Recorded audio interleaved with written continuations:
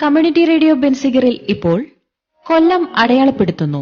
തയ്യാറാക്കി അവതരിപ്പിക്കുന്നത് വല്യശാല രാജു.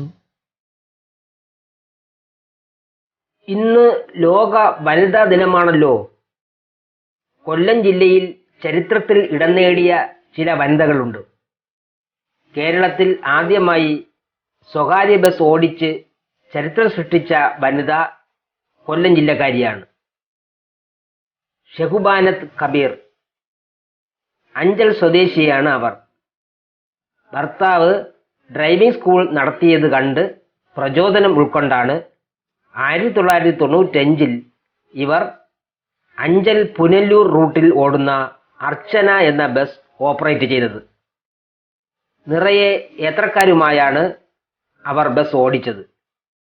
ലൈസൻസ് നേരത്തെ നേടിയിരുന്നു. ഡ്രൈവിംഗ് പഠിപ്പിക്കുന്ന ടീച്ചർ കൂടിയാണ് ഷെഹുബാനത്ത്.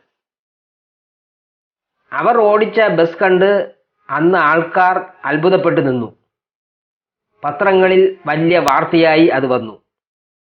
ചരിത്രത്തിൽ ഇടം നേടിയ വനിതയെ കണ്ട് അഭിനന്ദിക്കാൻ ധാരാളം പേർ അവരുടെ വസതിയിൽ എത്തി. സ്കൂട്ടർ പോലും അപൂർവമായി സ്ത്രീകൾ ഓടിച്ചിരുന്ന കാലത്താണ് ഷെഹുബാനത്ത് ഈ അത്ഭുതം കാണിച്ചത് എന്ന് ഓർക്കണം. കേരള നിയമസഭയിലെ ആദ്യ ഡെപ്യൂട്ടി സ്പീക്കറായ വനിതയാണ് KO ഐഷ ബായ്. അവർ കായംകുളത്ത് നിന്നാണ് തിരഞ്ഞെടുക്കപ്പെട്ടത്. ആദ്യ കേരള നിയമസഭയിലും രണ്ടാമത്തെ നിയമസഭയിലും ഐഷ ബായി അംഗമായിരുന്നു. 2 പ്രാവശ്യവും കായംകുളത്ത് നിന്നാണ് അവർ ജയിച്ചത്.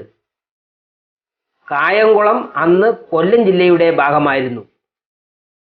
2005 79ാമത്തെ വയസ്സിലായിരുന്നു മരണം.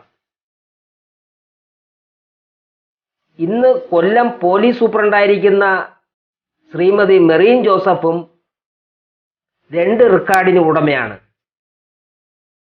കേരളത്തിൽ നിന്ന് മറ്റൊരു സംസ്ഥാനത്ത് തെരഞ്ഞെടുപ്പ് സുരക്ഷാ ചുമതലകൾക്ക് പോകുന്ന പോലീസ് സേനയെ നയിക്കാൻ നിയോഗിക്കപ്പെട്ട ആദ്യ വനിതയാണ് മെറിൻ ജോസഫ്. പ്രശംസനീയമായ സേവനമാണ് അവർ അവിടെ നടത്തിയത്.